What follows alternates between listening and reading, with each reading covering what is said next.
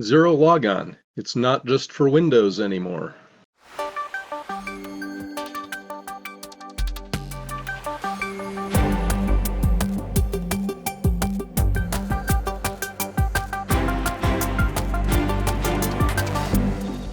Hey, Jim, you always have something interesting for us. So what should we pay attention to this week?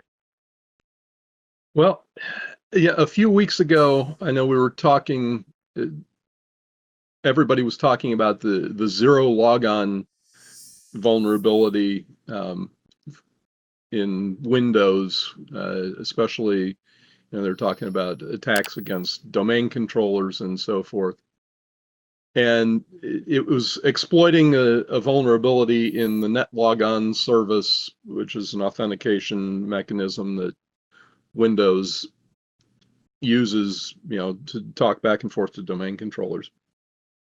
Well, it turns out that it isn't just Microsoft software that's affected by this vulnerability. Samba, which a lot of us use to run on a Linux box to provide file sharing to Windows servers or Windows clients, or you can even run a domain controller on a Linux box using Samba.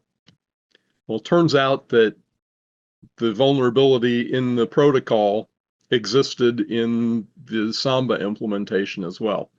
So a week or two ago now, the Samba team released a security patch to address the Zerologin vulnerability, CVE 2020-1472.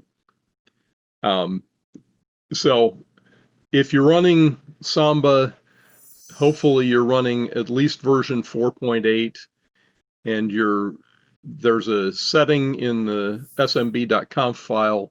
You need to set server schannel equals yes to enable the protections against this NetLogon vulnerability. It's the equivalent of the registry key, the full secure channel protection on a Windows server. Hopefully folks are running at least 4.8, because 4.8 was released in March of 2018, so that's already 2 years old. But if you're running an older version, the configuration option, I believe, may also still be there. But yeah, this just got my attention because all of the hype is about the Windows patch, because the vulnerability affects a Microsoft protocol. But just because it's a protocol that's primarily used between Microsoft systems doesn't mean they're the only ones that could potentially be impacted. So when I saw this, I thought, yeah, that's something that probably ought to mention on the show. Just a reminder that those protocols get ported to other systems, and so you need to make sure you're keeping up with the patches. That reminds me, the same thing happened during WannaCry times with the Eternal Blue vulnerability, right? There was also a Samba variant of a very similar bug.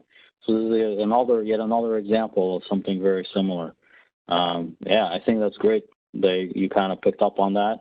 It is something that I think most people would overlook, especially with all of the hype that's been attributed to the vulnerability in the past few weeks here.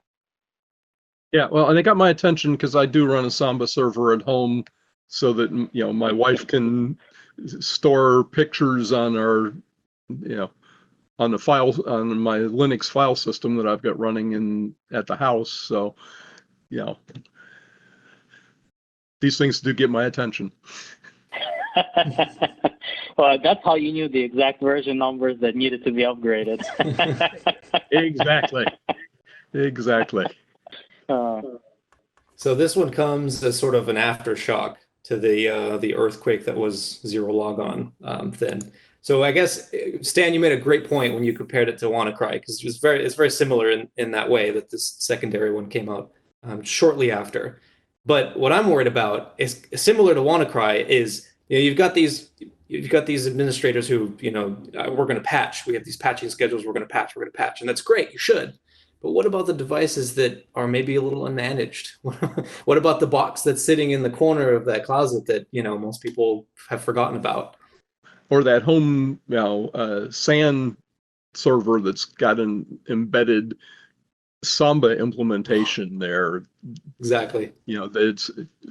I run my own Linux server. I administer it. I know what's going on there, so I keep Samba patched on there. But what about these SAN appliances that for home that are running some embedded Linux system that's got a Samba server in there? I like the Andy supposition of a little unmanaged. Is there such a thing that as a little unmanaged, or is it unmanaged all the way? I was trying to be optimistic. Pregnant, right? I actually like what you said too, Jim, because this SMB protocol, it's gotten into a lot of different devices, like Samba file share and things like that. They do make it into even like Blu-ray players and things like that have the capability to connect and or share files. And I know sometimes there's routers you could plug in like a USB hard drive, and they basically work on a very similar principle. So those are all places where we wouldn't traditionally think we need to worry about patching as much, but actually these libraries and components, they get included technically all over the place, and then they're a little unmanaged. And then you start to see why security folks are just so paranoid all the time, because there's all these different devices and machines, and we've got to take the time to figure out what it is they're doing, what services they're running entirely.